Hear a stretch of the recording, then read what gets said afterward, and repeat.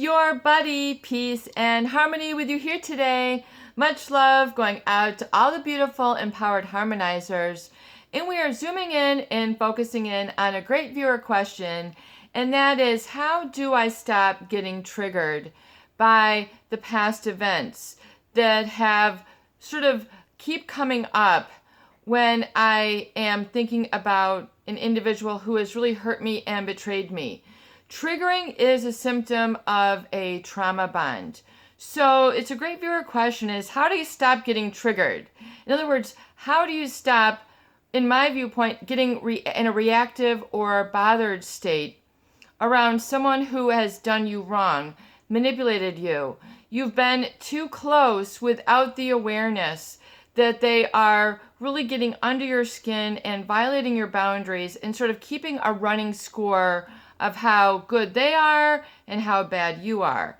There's a constant setting up of judgment and competition with people who are malignant and narcissistic, as well as sometimes psychopathic, but those people just go for what they want.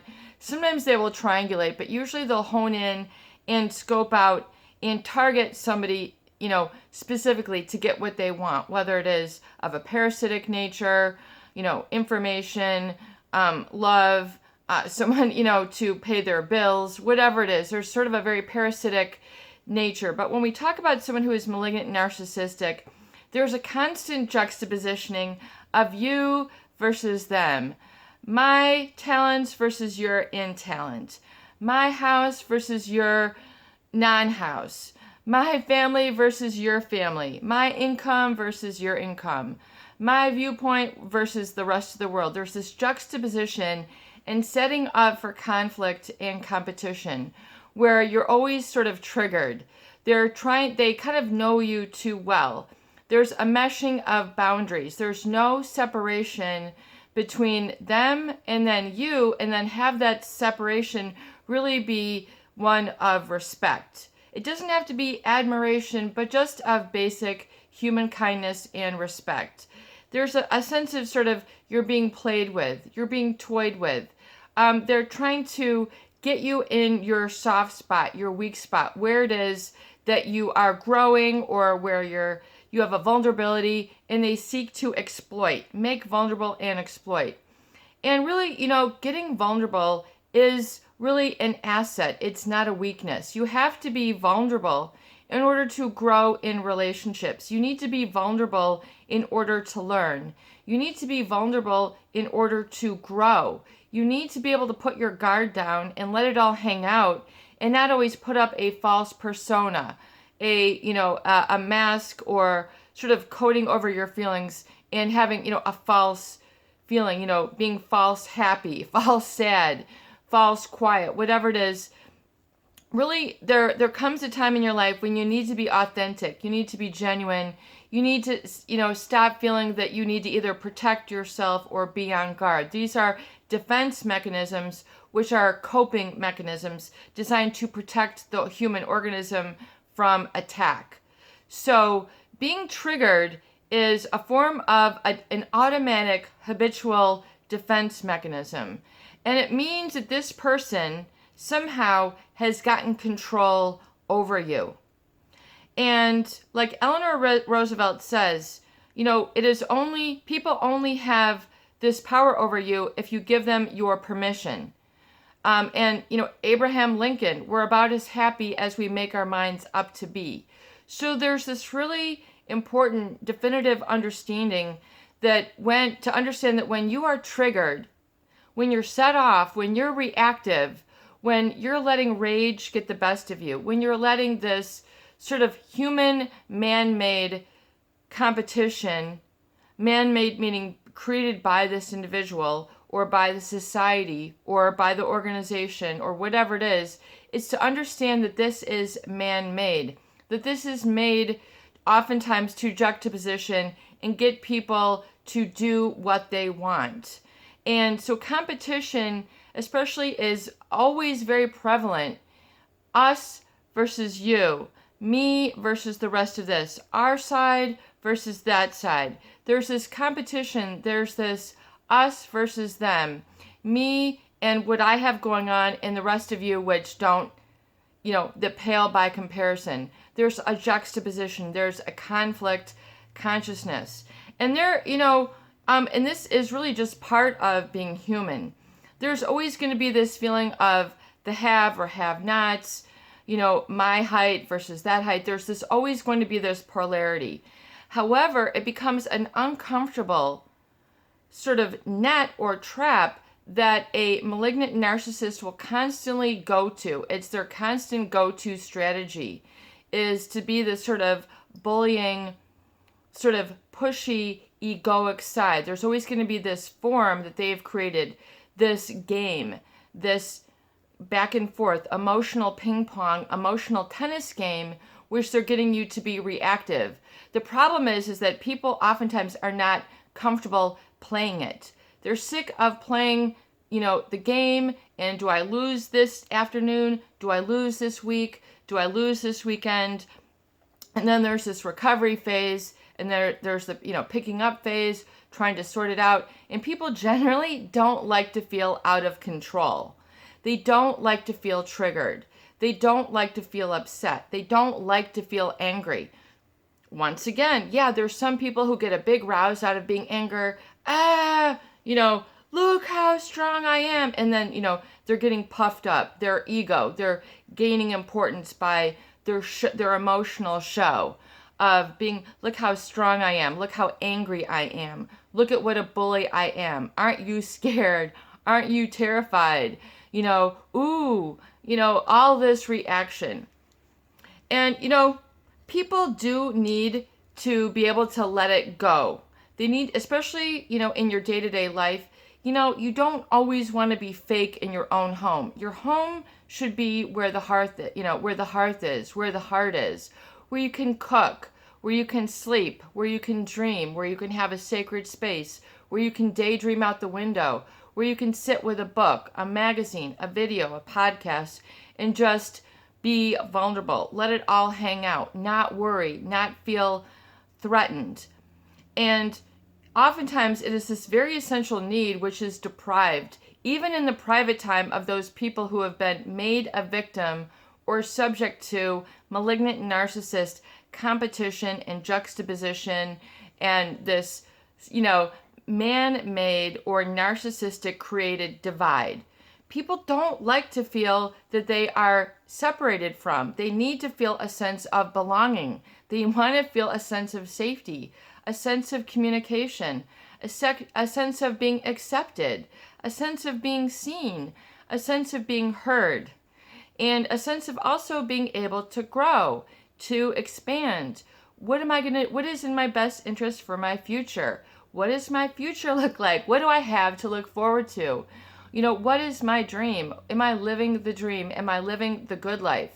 Am I having the physical comfort, the cushion, the relationship cushion, the feeling that I can be comforted, that I can have someone there who's there during my dark moments, my self-doubt moments, who can listen to me, who can, help me to process some things. Not all the time, but this is certainly part of the joy of human relationships. Now, with a malignant narcissist, people are basically made exposed or made vulnerable, or to feel less than, or to feel vulnerable and afraid, and to be on edge, to get them into this reactive state, which is known as being triggered. A trauma bond, which is a connection versus a relationship, it's a way of somebody who is initially really being hurt, either physically, mentally, emotionally, spiritually, hurt, neglected.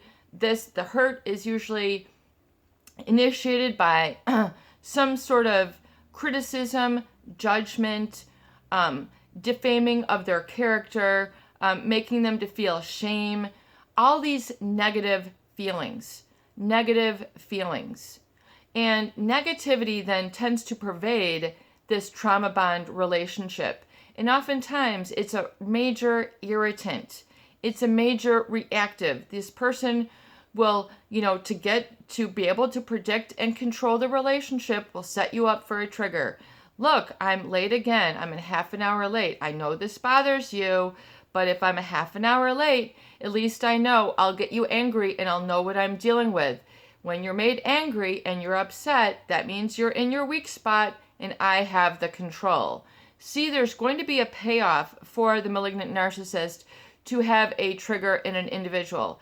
They gain importance and superiority by being able to control the milieu, the environment, the relationship with these trigger points. Oh, look, what happens if I always point out your hair? What happens if I always point out your side of the family? Oh, look, aren't their hands so small? What the heck are you talking about? Why are we all of a sudden going down this rabbit hole? Why are we way off topic when we're talking about somebody graduating and their, amazing grades and their great job and their great independence and how wonderful, but yet you're picking out the size of their hands? Why is this, a point of contention? They're basically, quote unquote, ripping a new one. That's just a strange that's such a strange phrase, and I never knew what that meant, but I think it really is an element of a trauma bond with a malignant narcissist. They're ripping you a new one, meaning they're creating a new, wounding. They're creating a new problem. It's in the derogatory term, but it really means that they're creating a new wound. They're creating a new place for an infection to be created. They're creating a new, agitation. They're getting you upset, but it's usually when you're off guard and you're trying to enjoy something positive, here comes, the negative. Here comes their catastrophic thinking. The worst the worst of the worst scenario. What happens if this? It's catastrophic thinking that tends to, and then the criticism and then the negative downplaying and planting these seeds of self-doubt, distrust, uncomfort, displeasure, lack of belonging, isolation, separation, and pointing the finger, the negative, to point a negative spotlight. It's making a dark spot over somebody where there should be no dark spot. They're creating an emotional black cloud and this dismal storminess, which is basically a reactive trauma bond state.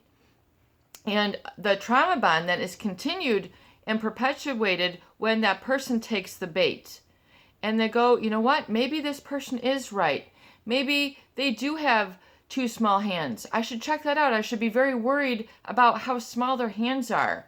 Even though this has nothing to do with anything, but they're creating a new problem. They're creating a new distraction. They're creating a new trigger, something to get upset by. And there's, when the people are too close, when they haven't had time to individuate and sort of have a foundation of positive self-regard, positive self-validation, know thyself, like Plato says, where they have a sense of self-esteem, i.e. knowing where their self-worth is, and then knowing where they begin and end, and knowing that it's okay to have this boundary and this separation and individuation. There's an enmeshing of boundaries. There's a fusing, where there should be separation. There is an unnatural fusion where all of a sudden, you're taking what they say at face value and you're not considering what you know to be true. You're kind of skipping that, you're skipping a switch, like in an engine that trips the switch. It's like short circuiting, tripping the emotional switch. So, all of a sudden we've got a dysfunction going on. We've got a wiring and firing of neurons that wire and fire together, which get very strengthened over time with emotional, basically the feedback from the body, which is where, your body is the unconscious mind. So, it goes into the fight or flight. The body begins to clench. The volume begins to be raised. The eyes begin to widen. Your heart rate speeds up. Your eyes, are getting piercing and you're getting frustrated. There's a ruffle to the feathers. This is what a triggering looks like. And then ruminating thoughts then usually follow. Intrusive thoughts, obsessive or compulsive thinking. This person, that person, the trauma bond then is strengthened by the repetition of this emotionally charged feeling and then communication. Reactive in nature versus responsive, meaning, let me have a moment to think about that and then, check things out and then respond accordingly. Respond with or don't respond. So it's to understand the cause that's created this effect. The trauma bond, which is this cycle of reaction, release of tension, trying to, process it again, coming back to neutral, and then it's replayed again and again, and then rewired and refired. Dr. Joe Dispenza. Neurons that wire and, neurons that fire together wire together, which means the more that this is felt, the more it is, it is etched into the neural network, your physiology, and becomes a habitual reactive state. The good news is that you can unlearn this. The good news is that this reaction is learned. Just like it's felt, like Pete Walker in his book From Survival to Thriving, I think that's the name of his book, on complex PTSD. He talks about, how complex post-traumatic stress syndrome is truly a learned situation. Excuse me. And so it's really important to acknowledge this and to realize it can be unlearned. This reactive, down, defeated feeling, can be unlearned. It can be unlearned. But once again, it's important to understand the cause that's created this effect. And that the trauma bond also oftentimes is infused with what is known as Stockholm Syndrome, where then in order to really survive, the person, which is named after this Stockholm holdup at that bank in Sweden, which means when basically the people, the customers at the bank began to identify with their captors. Yeah, maybe this, maybe you're right. The person who did the holdup, you can research it. It's very powerful syndrome. And this happened also in Nazi Germany, where people begin to be converted to the mind of the betrayer. Or in other words, they begin to identify with the abuser. They begin to love the abuser. They become to identify and become loyal to the one who is hurting them. So this, again, is designed just for survival. In other words, it's brainwashing, it's gaslighting, it's self-abandonment, it's cultivated denial, it's cultivated illusory, it's an illusion that is created in a very powerful form of brainwashing. And so it's very, very serious to understand the cause that's created this trauma bond, to understand that you need clarity and balance and direction. Clarity, balance, and direction when you have become triggered. Clarity, balance, and direction. Positive, orderly direction thinking, which means thinking along the right path, the doing what is right, designing what is right for you, thinking in actually clarity and having things set up so that it's simple and it's flowing. And so you're getting this heightened perspective like a drone on your own life, getting the scenic view, the big, big, big picture for yourself. You are bigger than the reaction. You are stronger than the trauma bond. You have a truth. You have a freedom. You have a liberation beyond the trauma bond. There is more to you than this relationship. There's more to you than this reactivity that has been set into motion by the malignant narcissist to get you good. See, I told you I was better than you. I got you yelling. I got you storming out. I got you leaving the scene. I got you upset at your birthday. I got you upset at the holidays. See, look, and then they go walking along. I told you you were weak, and see, do you see how it's like they're having a conversation with themselves. They're creating a persona for you, which is agitated, which is upset. They're telling you, oh, look how angry you are. Look how weak you are. But they're creating the whole cycle. They're creating this. They're creating, and it doesn't give you a chance to individuate, separate, and not be identified with this problematic persona, this false reactive self, which is a false self in my mind. It's false in the event that it's actually just only there designed to cope with this individual. It has nothing to do with reality, your strength, your capacity as a human being to think, be, behave, and relate in a positive, healthy, fulfilled, balanced, clarified direction, which is wrought with respect, not hatred.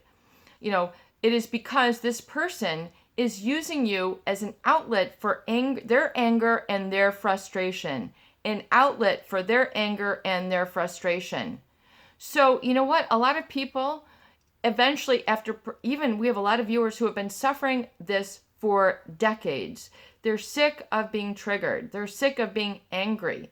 They're sick of taking on someone else's aggression and frustration and being like a thirsty sponge for this person's negativity. Energy energy is not created or destroyed. It's a physical, quantum physics reality. So it's like you're sick of being a receptacle for this person's anger. You're sick of being a receptacle for this person's frustration. You're sick of being a receptacle for this person's aggression, hostility, anger, hatred. We're talking about some very strong, potent emotions here when we're talking about being triggered, and we're talking about a trauma bond, and we're talking about Stockholm Syndrome. This is a loaded question. I mean, we could talk about this for, months. I mean, there's so much, and as you can tell, we super dive in deep here. We are after results here at the Peace and Harmony channel. We need to dive in deep and understand the cause that's created the effect and the big why behind it all. The big why behind it all. So I know you're getting a lot of information. Oh, and before we get started, we have gotten started, but I also want to give a super huge shout out to those of you who have recently donated to the channel. Thank you so much, by the way. It is wonderful to hear from you, and thank you for your support. And just real quick, yes, if you absolutely if this has been a positive influence, please do feel free to donate at the PayPal Donate Now button here at the About button on the Peace and Harmony channel. So thank you so much. Thank you once again for your donations and your support. So moving forward, to understand, the cause and the big why behind this is because this person is getting a sense of power and control and being able to predict their environment by this control. They have a sense of certainty. They have a sense of security. The malignant narcissist is getting an emotional payback or an emotional payoff, meaning they're getting something out of creating this trigger. They're making you weak. But in my mind, it's like they're making you weak and then say, look how weak you are. They're like having a conversation with themselves. They're almost, I told you couldn't make it on your own. I told you, you're not perfect. And then they're the ultra perfectionist, but they are creating imperfections in others where it does not exist. They are creating flaws in others where they do not exist. They are damaging others where damage does not exist. And they're creating more damage in people with whom they're trying to have this relationship with. But it's this cycle again. And so people then, bite the carrot. They take the bait. They take the emotional bait. They are triggered. So it's to break free of this cycle. To say, I don't want to complete your circle no more. I don't want to be, another cog in your wheel of abuse. I don't want to be another facet in your plan for, this sort of relationship. I don't want to be another facet where I'm shining you back. I'm reflecting your ego. Oh yeah, look how big and bad you are. Look, you're the only one. And it's like the triangle. You're up here and everybody else is down there. No. You have to be able to say, enough is enough. I'm not completing. I'm not reacting. And it's to get yourself free and liberated from this. It's so very crucial that you understand that you don't need to complete the cycle to please them, to pacify them, to survive. Oftentimes people, spend a lot of time identifying with the abuser. They, they begin to, think that they're right. And then they harbor this insecurity, this reactive state, this triggered, state for like so long. And they're wondering why they're disempowered. So you need to basically step out of the circle, step out of their emotional, when S hits the fan, step away from the fan, step out of range, but that spaciousness, that freedom needs to be within, and you need to be able to take a step back and then see from kind of like the drone's eye or bird's eye view what they're doing. And that the malignant narcissist does this to gain something, to gain superiority, to gain control, to gain certainty, to gain a sense of mastery over other people, because they're too insecure to allow other people to shine, to be secure, because it might show them up, it might show them off, they might lose them, the person might move, the person might grow, they might, dwarf them if they, enter into this business or enter into this job or follow the love of their life, or they're okay with themselves. What would happen if this person was okay with themselves and they weren't reactive? Well, they'd no longer have a punching bag. They no longer have a whipping boy. They'd no longer have a whipping girl. They'd no longer have an outlet for their anger and frustration and their insecurity. It would, it stops them from, having this person there as an outlet and giving them someone to abuse. So not only are you helping yourself, you're helping the narcissist by leaving. Not that that's the reason why, but when you say no more, when you realize that you don't need to react, you need to become quiet, you need to get quiet, you need to breathe through it, you need to witness it versus being involved, become more as a bystander, become more as an observer, become more of a processor, become more of an acknowledge and validate and stop judging within yourself. Stop letting judgment, even though this person is trying to create a judgment for you of yourself in your mind that does not exist, and that you're buying into that judgment, those false accusations, ripping you a new one. No, you are not ripping me a new one. No, I'm not subject to the judgment. No, I'm not subject to your negativity. You can have that all back. And just let it just ricochet and boomerang right on back to them. No more do you need to be reactive. No longer do you need to be a source of trigger for them. No longer can you be an outlet that they're like plugging into, and then you're like a big speaker that, that you're trying to broadcast their insecurities.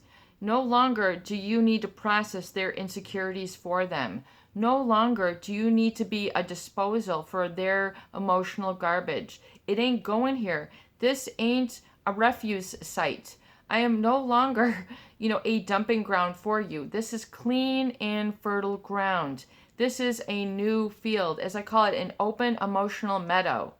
If you had a big, 40-acre plot of fresh, fertile ground, would you allow pollution to be dumped on there? Or would you be like, no, there's a law here. No dumping your chemical garbage here. I mean, wouldn't you want to protect that? You will only protect yourself when you feel yourself worthy and of that emotional new ground that you are in control of, that you respond to, that you study. You look at that fresh earth and you go, OMG, there's a lot of minerals here. There's a lot of great sunlight. There's a lot of great potential. This is what I'm going to build here. That is what your life is. That is the tabula rasa. That is the clean slate. Was it Thomas Rousseau who talks about the clean slate, the great, I think he's an English philosopher. That is who and what you are on a day-by-day basis. You say what gets planted there. You say what weeds go in there. You say what chokes up the ground. You say what pollution is dumped. You are protective. So you have to have a sense of ownership and stewardship over yourself. You have to take responsibility. But sometimes people get very comfortable being reactive. Make sure you didn't get caught up in saying, I'm just comfortable being reactive. No, break free. Break the cycle. Be empowered and be at peace. This is your buddy, Peace and Harmony, with you here today. I hope these videos do help. Please share and please subscribe for more great tools, videos, discussion, and support. Peace out. Be at peace and be at harmony and grow. Break the cycle.